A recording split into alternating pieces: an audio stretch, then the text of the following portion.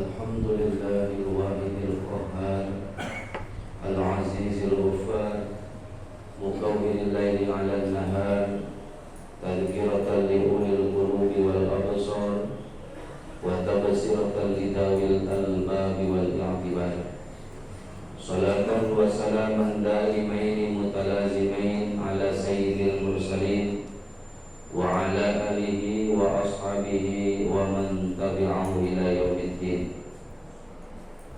أما بعد فيا أيها الحاضرون أوصيكم وإياي بتقوى الله فقد فاز المتقون.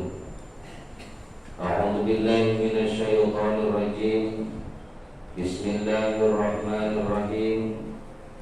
فمن الناس من يقول ربنا آتنا في الدنيا حسنة وفي الآخرة من خلاق ومنهم من يقول ربنا آتنا في الدنيا حسنة وفي الآخرة حسنة وقنا عذاب النار.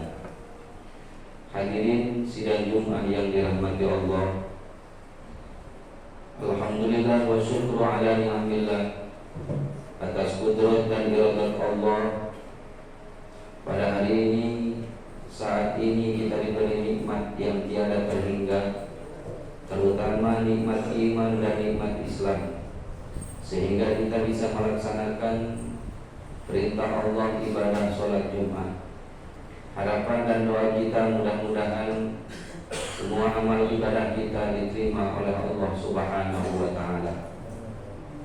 Marilah kita tingkatkan selalu keimanan dan ketakwaan kita kepada Allah Subhanahu wa Ta'ala dimanapun dan kapanpun, karena iman dan takwa adalah merupakan salah satu kunci utama untuk meraih kebahagiaan di dunia, terutama kebahagiaan di akhirat. Setiap manusia tentu menginginkan kebahagiaan. Berbagai macam cara dilakukan untuk mengejar kebahagiaan tersebut. Ada yang beranggapan bahwa bahagia itu ada pada harta, sehingga dia kejar, dia kumpulkan harta sebanyak-banyaknya dengan harapan setelah hartanya berlimpah akan memperoleh kebahagiaan. Ada yang beranggapan bahwa bahagia itu ada pada jabatan, maka dia kejar satu demi satu jabatannya dengan harapan setelah jabatannya tinggi dia akan memperoleh kebahagiaan. Ada yang beranggapan bahwa bahagia itu ada pada mobil yang mewah, rumah yang megah, tanah yang luas dan lain sebagainya. Mereka berusaha mengejar apa yang mereka yakini bahwa itu adalah puncak sebuah kebahagiaan. Tetapi apabila kita lihat pada kenyataannya, tidak sedikit orang yang semakin kaya bukan bahagia yang diperoleh, tetapi kesusahan, penderitaan, dan musibah-musibah yang lain. Kenapa demikian? Karena mereka mencari bahagia bukan pada tempatnya. Karena bahagia itu bukan ada pada harta, bahagia itu bukan ada pada jabatan, bahagia itu bukan ada pada rumah yang mewah, tanah yang luas. Tapi hakikat kebahagiaan itu ada pada ridho Allah Subhanahu wa Ta'ala. Dimanapun kita berada, tatkala kita kaya atau kita miskin, menjadi pejabat atau menjadi orang biasa, tanah kita luas atau kita hanya mengontrak, apabila kita ada pada ridho Allah, maka kita akan memperoleh kebahagiaan. Maka hakikatnya kebahagiaan bukan milik orang-orang kaya, bukan milik orang yang memiliki pangkat dan jabatan yang tinggi. Tapi hakikat kebahagiaan adalah hak semua manusia, apapun kondisinya, apabila mereka ada pada ridho Allah Subhanahu wa Ta'ala. Puncak kenikmatan yang kita tahu di akhirat kelak adalah dimasukkannya seseorang di surganya Allah dengan berbagai kenikmatan. Tetapi ada kenikmatan yang melebihi kenikmatan di surga, yaitu kenikmatan bertemu dengan Allah Subhanahu wa Ta'ala. Tatkala penghuni surga berjumpa dengan Allah, bertemu dengan Allah dan mendapatkan ridho Allah, maka mereka lupa akan kenikmatan surga karena saking nikmatnya bertemu dengan Allah dan mendapatkan ridhonya. Hadirin sidang Jumat yang dirahmati Allah, kebahagiaan ini bukan hanya diinginkan oleh orang muslim, tetapi non-muslim sendiri juga. Non-muslim sekalipun menginginkan kebahagiaan. Faminan nasi mayaqulu rabbana atina fid dunya. Sebahagian dari manusia mengharapkan kebahagiaan di dunia, yaitu orang-orang non-muslim, orang-orang kafir. Wa ma lahu fil akhirati min khalaq. Tetapi mereka mustahil mendapatkan kebahagiaan kelak nanti di akhirat apabila sampai meninggal dunia tanpa membawa iman. Wa minhum may yaqulu rabbana atina fid dunya hasanatan wa fil akhirati hasanatan wa qina adzabannar. Sebahagian dari manusia yaitu orang-orang yang beriman, mereka bisa mendapatkan kebahagiaan bukan hanya di dunia, terutama kebahagiaan kelak nanti di akhirat. Rasulullah Shallallahu Alaihi Wasallam bersabda, alamatus sa'adah arba'atun. Ciri-ciri orang yang mendapatkan kebahagiaan itu ada 4. Yang pertama adalah nisyanul hasanatil madiyah. Dia selalu melupakan kebaikan-kebaikan masa lalu. Apapun amal kebaikan yang telah kita perbuat, janganlah kita ingat-ingat. Kita anggap kita belum pernah melakukan kebaikan, sehingga kita terus berusaha untuk menambah pundi-pundi amal kita kepada Allah Subhanahu wa Ta'ala. Karena amal yang telah kita lakukan ini belum tentu diterima, apalagi apabila kita ingat-ingat, terutama apabila kita ungkit-ungkit pahala sedekah kita, pahala infak kita. Apabila kita ungkit-ungkit, maka itu ibarat debu di atas batu yang terkena angin, semuanya akan sirna. Maka sebaik-baik manusia adalah mereka yang melupakan kebaikan-kebaikan masa lalu, seolah-olah dia tidak pernah berbuat baik.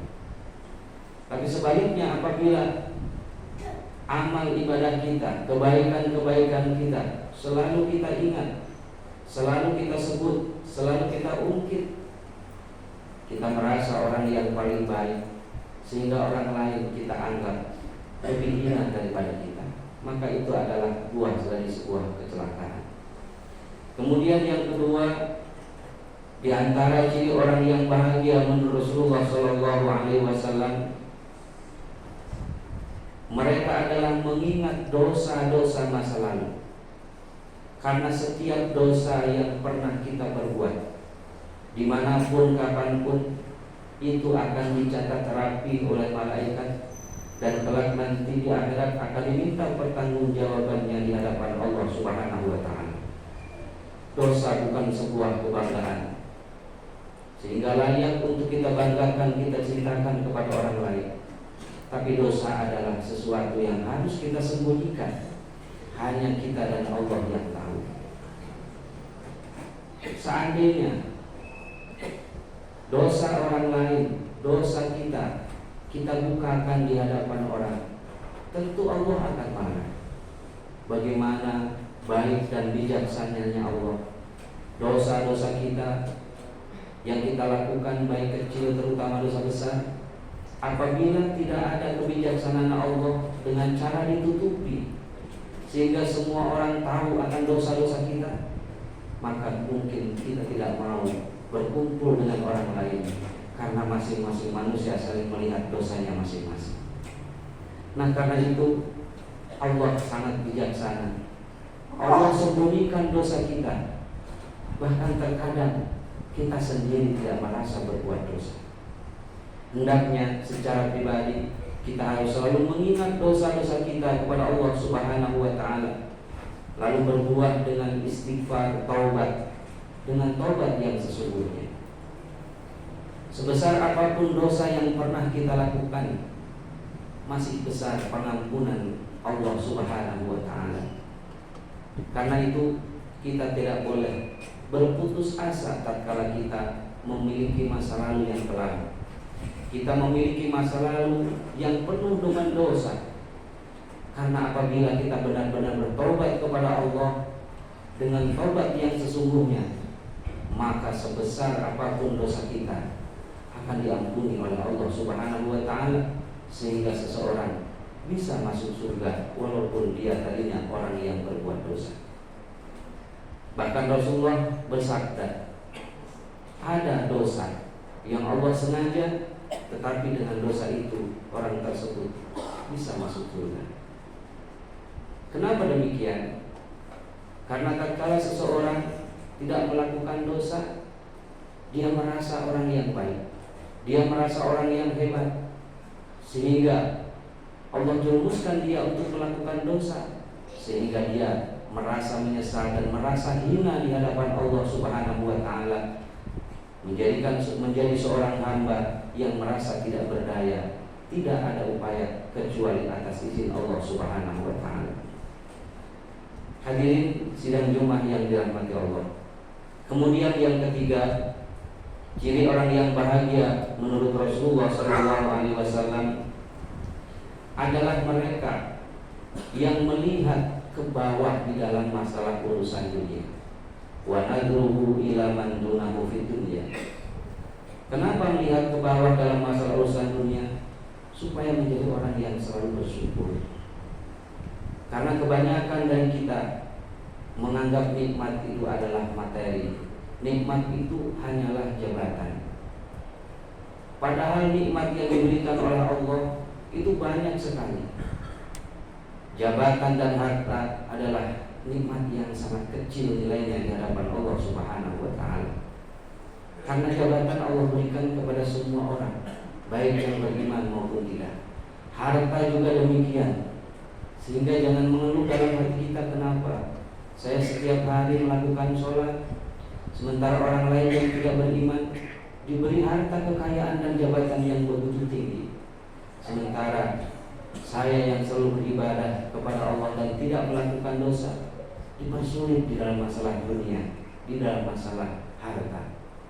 Karena harta, kekayaan, jabatan itu sesuatu yang sangat kecil menurut Allah Subhanahu wa ta'ala.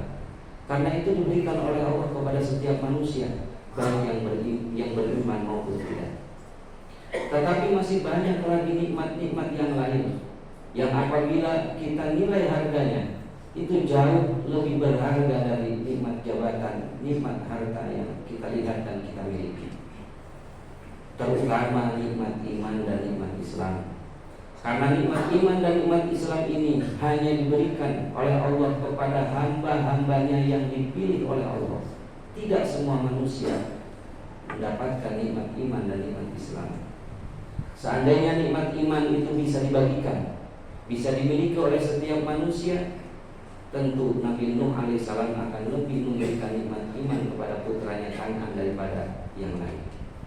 Nabi Lut alaihissalam lebih memberikan nikmat iman dan Islam kepada istrinya daripada umatnya yang lain.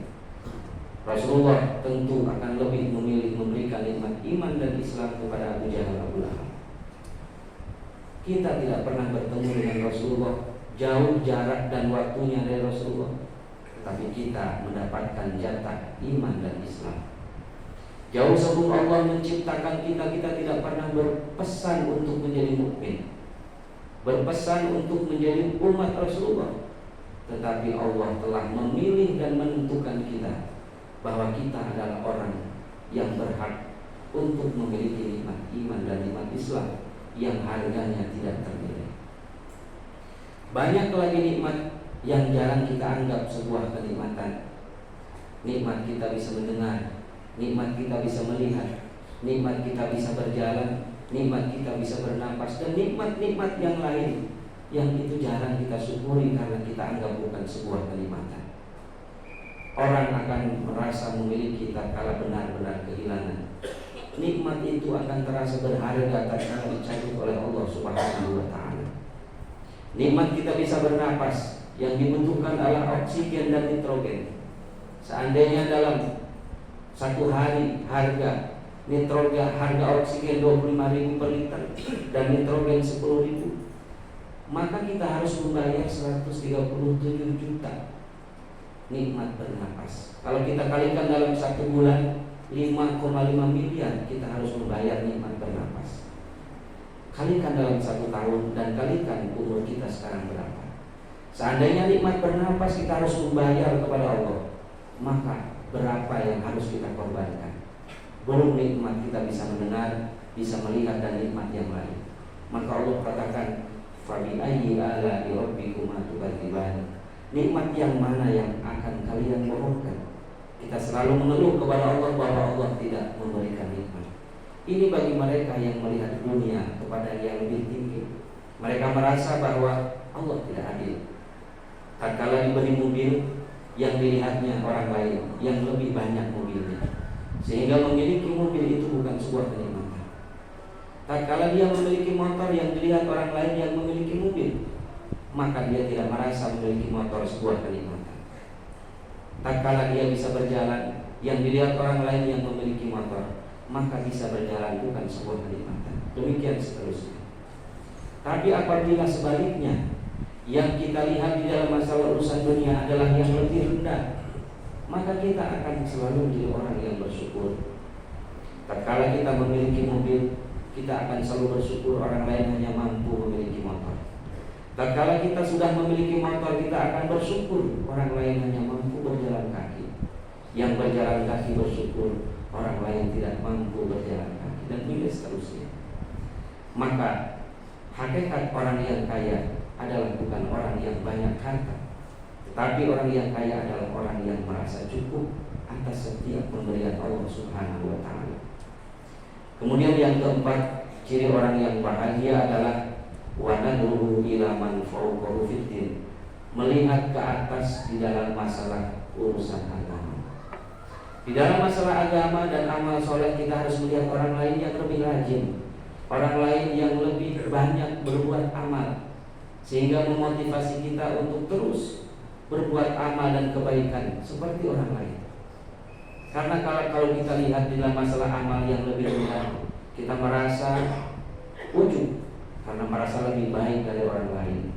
Hadirin sidang Jumat yang dirahmati Allah, setelah kita meninggalkan ibadah puasa selama 30 hari, melaksanakan ibadah puasa, qiyamul lail, tadarus, i'tikaf dan ibadah-ibadah yang lainnya, sehingga apabila ibadah kita diterima oleh Allah Subhanahu wa ta'ala, kita akan mendapatkan jaminan Rasulullah, man qama ramadhana imanan wa ihtisaban ghufira lahu ma taqaddama min dhanbi. Dalam riwayat lain, man shoma ramadhana imanan wa ihtisaban ghufira lahu ma taqaddama min dhanbi. Barang siapa yang melakukan ibadah puasa, atau barang siapa yang menghidupkan masa-masa selama di bulan Ramadan dengan beriman kepada Allah dan mengharapkan pahala dan ridha Allah, maka akan diampuni dosanya selama 1 tahun. Kemudian setelah masuk Idul Fitri, kita meminta maaf kepada orang tua, saudara, kerabat, teman, sehingga dosa-dosa kita bersih terhadap sesama manusia. Maka kita akan memperoleh hakikat Idul Fitri, kembali kepada fitrah kita seperti bayi-bayi yang baru dilahirkan ke alam dunia. Kebersihan diri kita hendaknya kita pertahankan. Amal ibadah kita selama bulan suci Ramadan jangan kita kurangi, lebih baik kita tambah, supaya kita termasuk orang yang minal a'idin wal faizin, kembali kepada fitrah manusia dan memperoleh kebahagiaan, baik kebahagiaan di dunia, terutama kebahagiaan di akhirat. Mudah-mudahan kita tergolong hamba-hamba Allah yang mampu bersyukur dan selalu bertobat kepada Allah Subhanahu wa ta'ala, sehingga kita bisa memperoleh kebahagiaan, baik kebahagiaan di dunia, terutama kebahagiaan di akhirat. Amin ya Allah ya rabbal alamin. Barakallahu li wa lakum fil Qur'anil azim wa nafa'ani wa iyyakum bima fihi minal ayati wa dzikril hakim wa taqabbal minni wa minkum tilawatahu innahu was-sami'ul 'alim.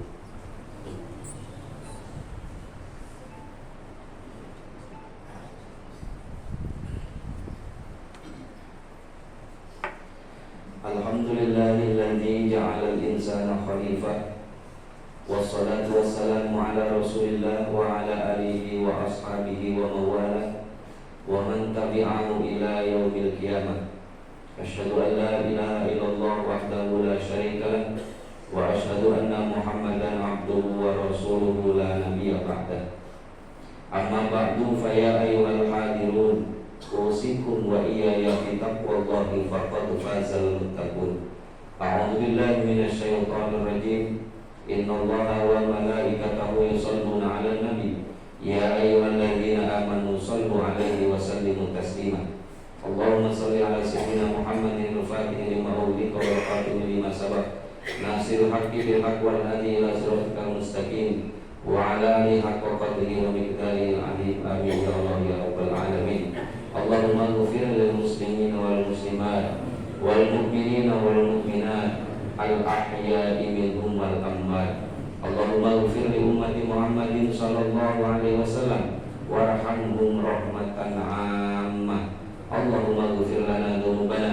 ولوالدينا ولوالدينا وارحمهم كما ربيانا صغارا ربنا هب لنا من أزواجنا وذرياتنا قرة أعين واجعلنا للمتقين إماما اللهم أحينا بالإيمان وأمتنا بالإيمان وأدخلنا الجنة مع الإيمان اللهم اختم لنا بحسن الخاتمة ولا تختم علينا بسوء الخاتمة اللهم إنا نسألك رضاك والجنة ونعوذ بك من سخطك والنار ربنا آتنا في الدنيا حسنة وفي الآخرة حسنة وقنا عذاب النار عباد الله إن الله يأمركم بالعدل والإحسان وإيتاء ذي القربى وينهى عن الفحشاء والمنكر والبغي يعظكم لعلكم تذكرون ولذكر الله أكبر أستغفر الله العظيم لي ولكم ولجميع المسلمين